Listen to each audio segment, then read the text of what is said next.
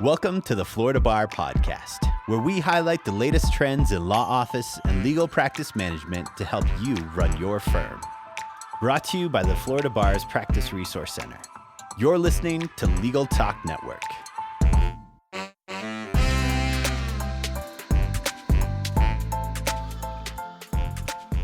Welcome to the Florida Bar Podcast, brought to you by Legal Fuel, the Practice Resource Center of the Florida Bar on Legal Talk Network. We're so glad you're joining us. This is Christine Bilbrey. I'm a senior practice management advisor at the bar and the host of the show, which is being recorded from our offices in Tallahassee, Florida. Our goal at the Practice Resource Center is to assist attorneys with running the business side of their law practices. We focus on a different topic each month and carry the theme through our website with related tips, videos, and articles. This month, we are focusing on millennial lawyers, the generational differences that can lead to misunderstandings, and how firms can motivate and retain millennial attorneys. Joining us to discuss this important topic is JP Box. JP is a lawyer turned entrepreneur, consultant, and author. After graduating from Georgetown Law, he practiced for 6 years in Washington, D.C. and Denver, Colorado. As a millennial himself, JP felt these firms did not provide the culture he was looking for, and he left the practice of law to co-found an online apparel company. JP is also now an in-demand consultant, helping partners create law firms where millennials thrive and contribute. JP is the author of the book, The Millennial Lawyer, How Your Firm Can Motivate and Retain Young Associates, published by the American Bar Association in 2018. He's also written about millennials in the law for numerous publications, including Law Practice Today, Law Technology Today, the Georgetown Law Magazine, and the Colorado Lawyer. Welcome to the show, JP. Thank you so much, Christine. Excited to have a great conversation with you this morning.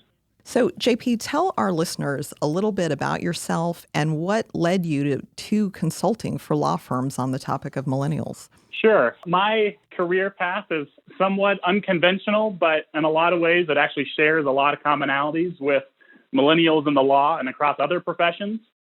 And so, as you briefly touched on in the introduction, I was kind of the quintessential successful yet unfulfilled young associate.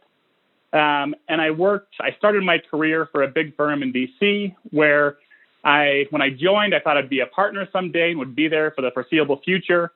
But I quickly became what I deemed the Goldilocks of young associates. So I worked for that big firm for about 2.5 years, which coincidentally is the average tenure of a millennial in a new job. Moved back home to my home city of Denver, Colorado, where I worked for a big firm out here for 2 years. And then my last about 2.5 years practicing law was for a small firm that actually subleased space from my larger firm, which made for a few interesting elevator rides. But I left each of these law firms right at the time where I was becoming increasingly valuable to the partners. Clients were calling me directly about new and ongoing cases. And so they wanted to know, why are you leaving us? What could we have done differently?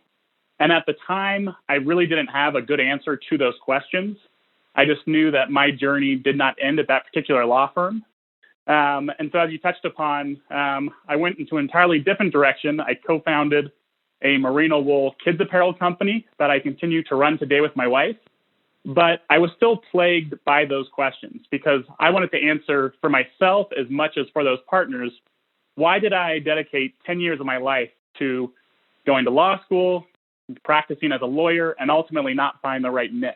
And it was really when I started looking into my generation, the millennial generation, that all of a sudden I started identifying miscommunications, points of misunderstanding that plague cultures within law firms and other businesses.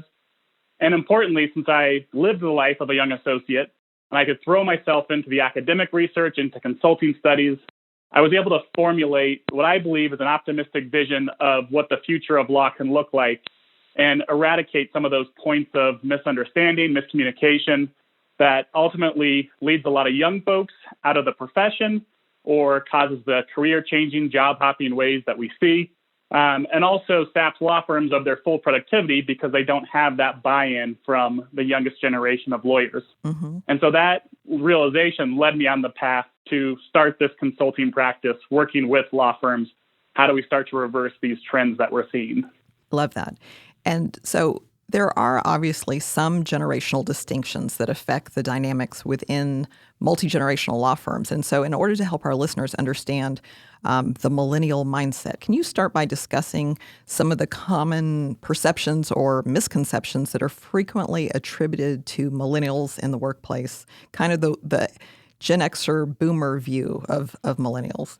Sure. I think the most common things that you'll find, I mean, if you open up your laptop and Google millennial lawyers, you will see, it's an entitled generation. They're lazy. They don't work hard. They don't commit. And so what you see from that end is a lot of frustration points. But what I try to focus on is a lot of these points of contention stem from a lack of understanding of the millennial mindset. And so what may have motivated a Gen X or a boomer attorney early in their careers is not the same as will motivate the majority of millennials early in their careers. And so, I want to help a law firm get from point A to point B, but they have to take a different route than they've taken in the past. And just to give one example, one of the things that I really focus on is a key element of the millennial mindset is the notion of doing well by doing good. And when you look at study after study, millennials practicing law, millennials and other professions as well, genuinely want to be part of a business, part of a profession that does good in the world. They want to feel like they're making a difference, that they're contributing something meaningful. And what I saw as a young associate is oftentimes law firms try to motivate young attorneys with the business rewards of law. If you work really hard this year, you bill a lot of hours, you get the billable hour bonus. Mm-hmm. Or if you work really hard, 7 to 9 years down the road, you'll become a partner. And so moving that focus away from the business rewards to the practice of law and kind of tapping into that noble altruistic profession that we have where we selflessly represent the interests of others is a key way to start tapping into a different motivation structure that will work better for this generation than the traditional business reward type carrots. And you're right. So this is one of the big points of confusion for the traditional law firm model. So you hit on that right away. So they're wondering, why don't these young associates want to work these long hours? Because I'm promising them that, the big payoff is becoming a partner or this big financial bonus. And it just really doesn't hold. I mean, obviously you want to be paid well. I always want to put that in. Everyone would like to be paid well for their and fairly. But that's not the ultimate appeal. So what are some specific things that a firm can do to connect to and motivate their millennial associates? So you mentioned they want to do well by doing good, but what does that look like? What can the firm do? And I think that's a great point that you made, that, when I talk about, this is a generation that is interested in great experiences over high pay, that doesn't mean that pay is unimportant. Of course, a law firm must offer, a competitive salary and competitive bonuses, but those items will not keep a young attorney engaged and committed for the long run. And so, it's about creating the culture and the structure where your young attorneys will buy in and will work hard. I'll give you one example from a firm that I spoke with in Chicago that had recently renovated 5 floors of office space and took out a lot of the law library spaces on each floor because all of that is digitized now, and instead put in 1,000 square foot kind of kitchenette / cafe area with couches, flat screen televisions, circular tables. And there was some concern amongst the partners of, if we tell associates this space is for them, are we going to see productivity drop? Are they going to, just basically hang out in here all day and not get down to the serious business of our work? And what they found was billable hours actually increased at that firm amongst its associates once they opened that communal workspace. This is a generation that wants to work together, that wants to view work as a place where you work hard, but also you socialize and create relationships with your colleagues. And most weekday nights, they report now that they have groups of associates who stay late. They're ordering pizza. They have a baseball game on mute. Their laptops are open.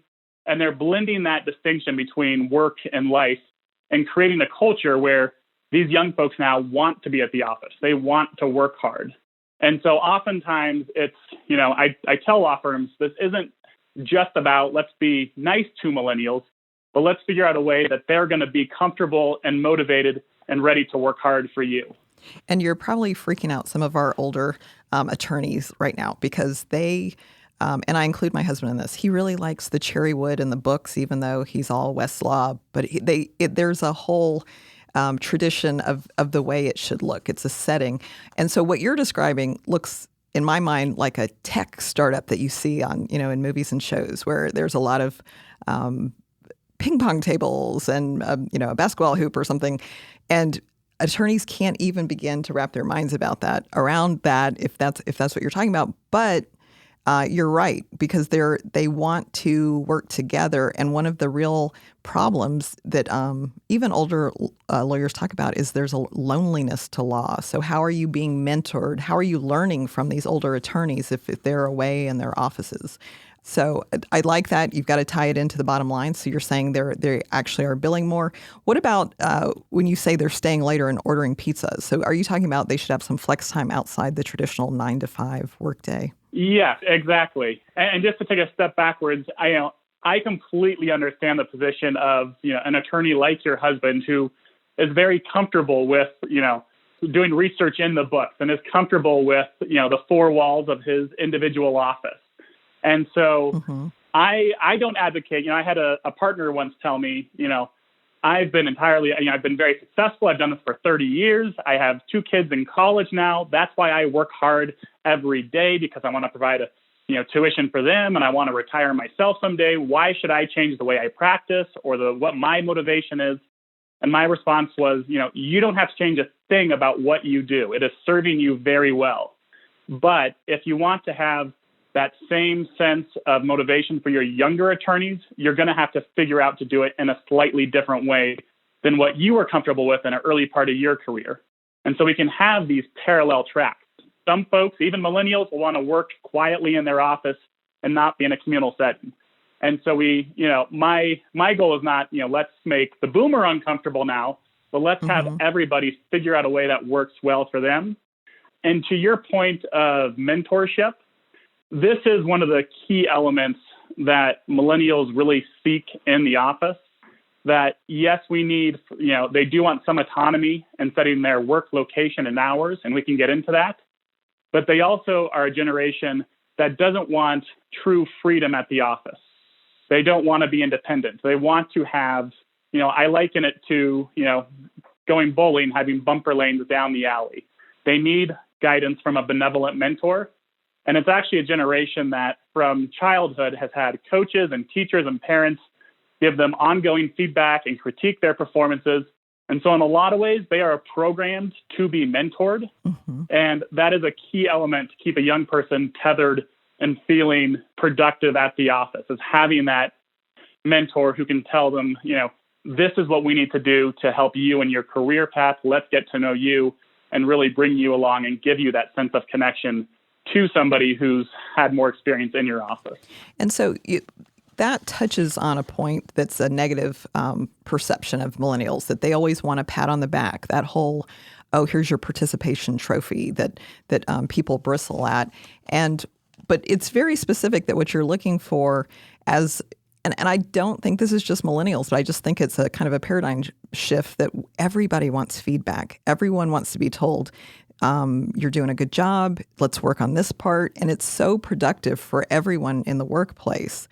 Do you agree that this would be a positive change for everyone, regardless of their generation, if they embraced it?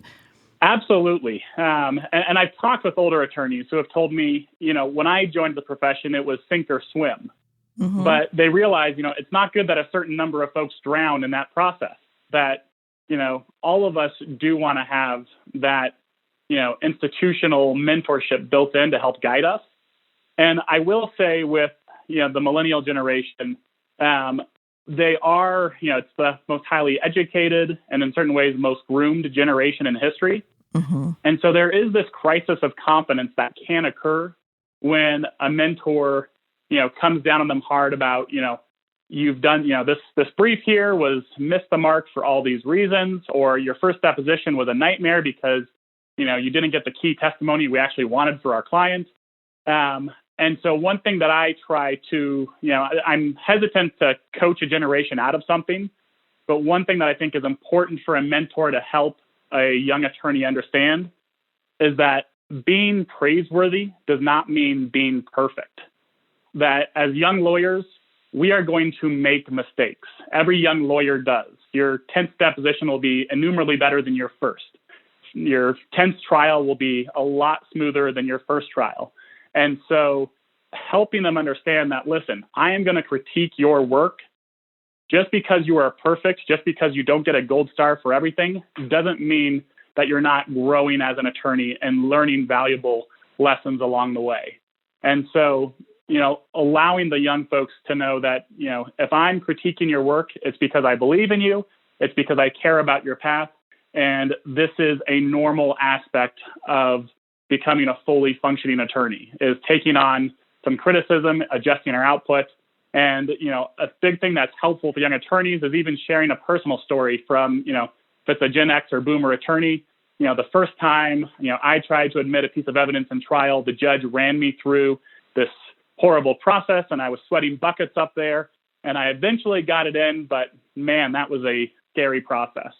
And so kind of humanizing the mentor, letting the young person know we are going to have growing pains as attorneys. And that is perfectly fine. In fact, that's what we expect. And so making that human-to-human connection goes a long way to breaking down some of that, praise junkie type culture that is sometimes associated with the millennial generation. Right. You mentioned it here, but also in your writing, you talk about how for the older attorneys, that can look like entitlement. And really, this is a very confident generation. They want to succeed. And so I think, you're right. Opening the communications and saying, I wasn't perfect when I started is going to soften some of that instruction that goes on with the feedback. So I just want to knock down one misconception after another. So let's talk about the millennial tendency to change jobs more frequently than older generations are accustomed to. This is very expensive for law firms. Mm-hmm. What is going on with millennials? So millennials as a cohort are, we do live in a market where there are, different jobs available to us. And there's no longer the social stigma attached to changing a job or even changing a career path. And so that is something new, that if you look at, a Gen Xer's average tenure in a job, it's about 5.5 years. Boomers' average tenure is 7.5 years. For millennials, it's 2.5 years. Mm-hmm. And so this is a generation that is not shy about voting with its feet. And it's really that search for meaning through work. This is a generation that demands a lot from its work. They want the paycheck. They want to have a community at work. They want to find a meaningful, fulfilling profession. And so if, what I've seen, especially in big law over the past, pretty much 2 decades, is continuing to throw money at this issue, that we will solve retention and recruitment issues if we continue to increase associate salary. Mm-hmm. And as associates, we are very grateful when that happens, but that isn't the thing that's going to keep us tethered to a firm long term. And so it really is about creating that environment where, okay, I am part of something larger than myself here. I'm part of a great team that's doing great work in our community and for our clients. And one thing that I really try to help law firms focus on, just to give you a small example of this, at each of my law firms, we had an annual law firm economics meeting, which was, the partners in a transparent move, which millennials highly value, opened their books to us and showed us, this is the revenue our firm's bringing in. These are our expenses. These are the average billable hour rates of every associate, of every partner, and really walked through, the law firm finances. And those meetings had the exact opposite effect than what the partners intended. Usually there was some lingering resentment amongst the associate ranks of, is this really how they look at me? I'm just a number on a spreadsheet to them. And I've had law firms say, okay, I'm never doing that meeting again. And that's the wrong answer as well. But it's about providing the whole picture of the law firm as a whole. And so part of that is absolutely the business, but it's also the impact that the law firm has in its community, the impact and the work that we've done for our great clients, our pro bono work. And so if you start to paint the picture of the law firm as a whole, then you begin to have the chance to tap into that altruistic mindset that a lot of millennials have. And all of a sudden, they're not part of just a business that looks at them as numbers on a spreadsheet. They're part of a profession. They're part of a practice group that is really looking at what's our impact in the world and how can we be the best lawyers we can be. And so again, tapping into something larger than the business rewards of law is really one of the most productive ways, effective ways to stop that trend of, associate turnover that, as you mentioned, does cost law firms a lot of money. And something that I read that you had written, you talk about how letting young attorneys immediately participate so that they're not just like in the attic doing document review and there's no way they can see how this connects to something important.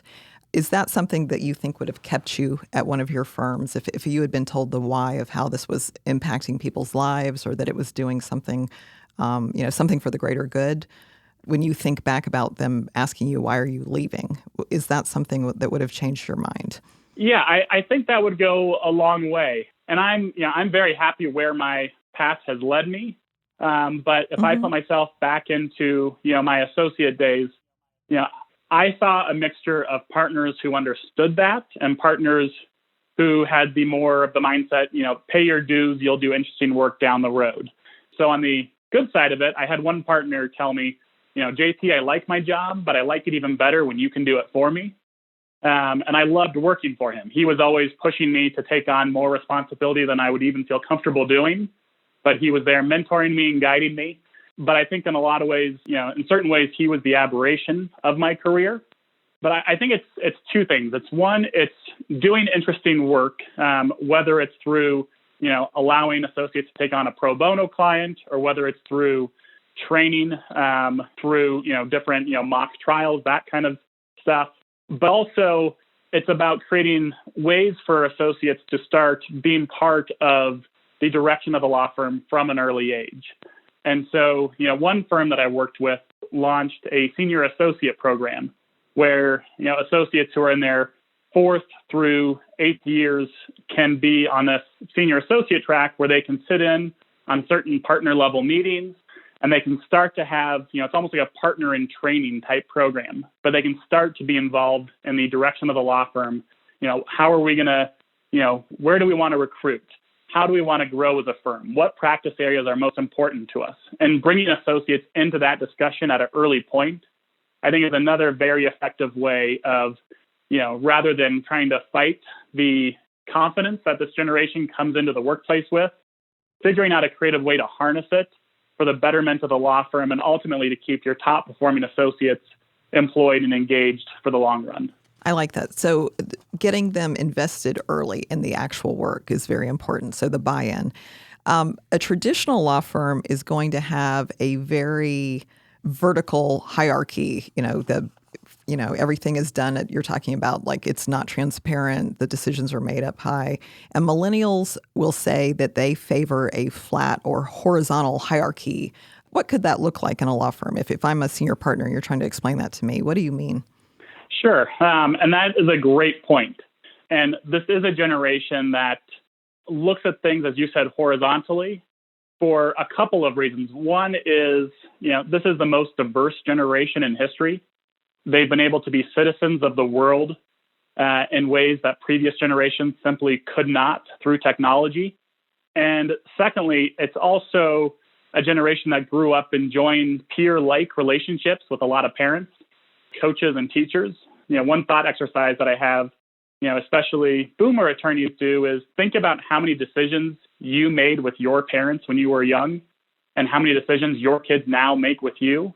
Chances are, you ask your son or daughter, what do you want for dinner? What should we do this weekend? What do you want to do tonight? What movie should we watch?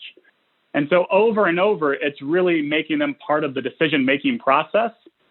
And so there isn't as much distance between, the adult authority figure and the child. And that same dynamic occurs in the workplace between the junior employee and the more senior employee. But the good news is that although this is a horizontal generation, they will respect the role that each team member plays.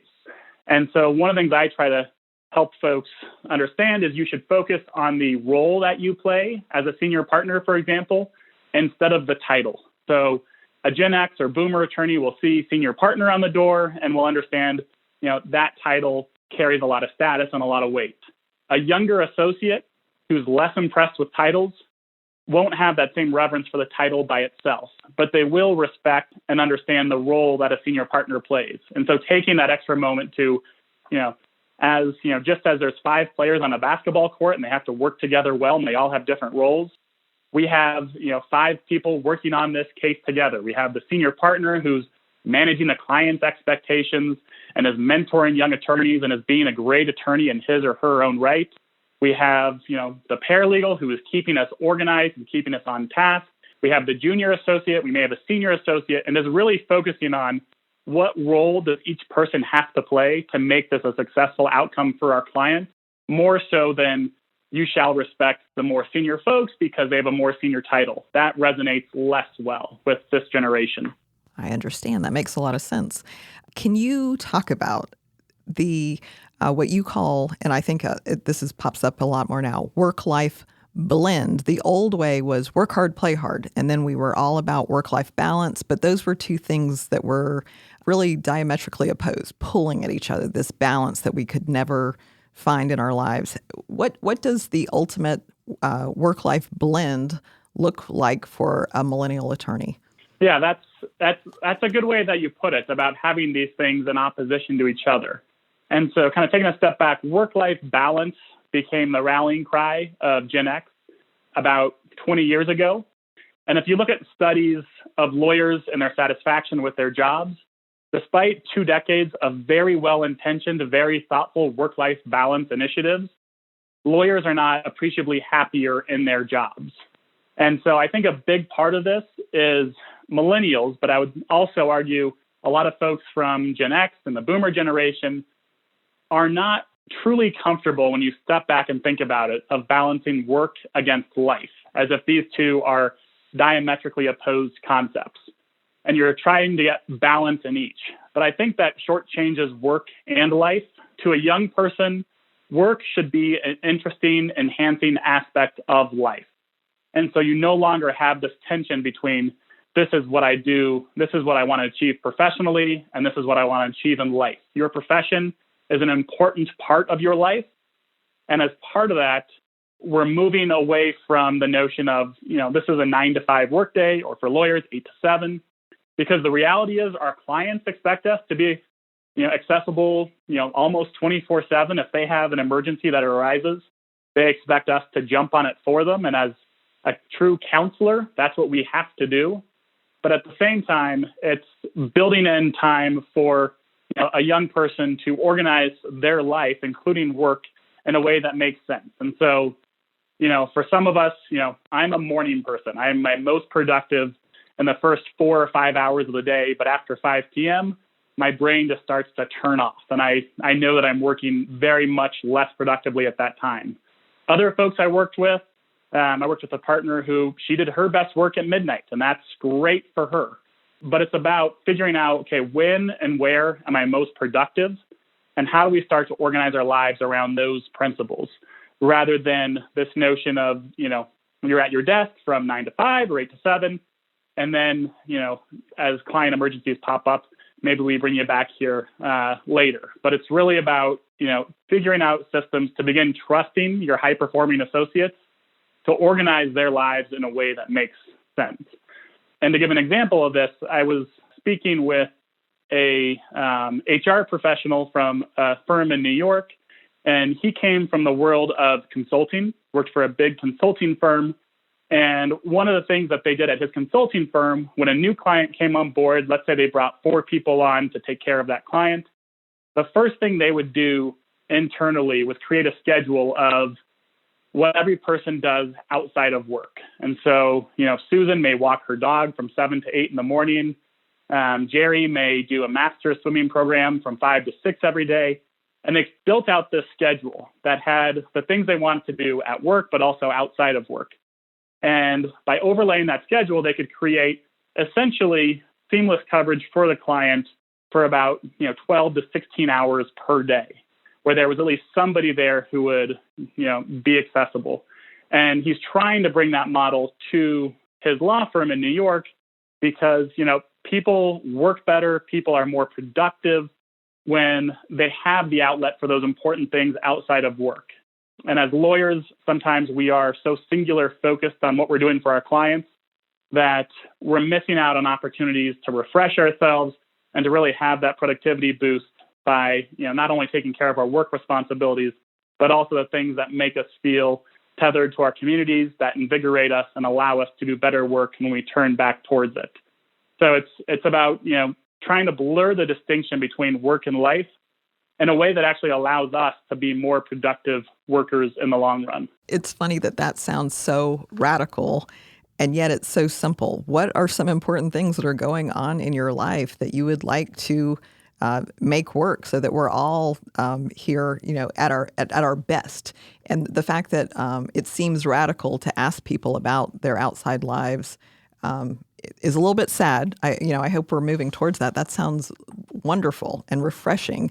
And you also touched on the thing, millennials, they don't just want their job to not make them unhappy. They want to be happier. They're looking for ways to improve every area of their lives. And so this is, their work is a part of that.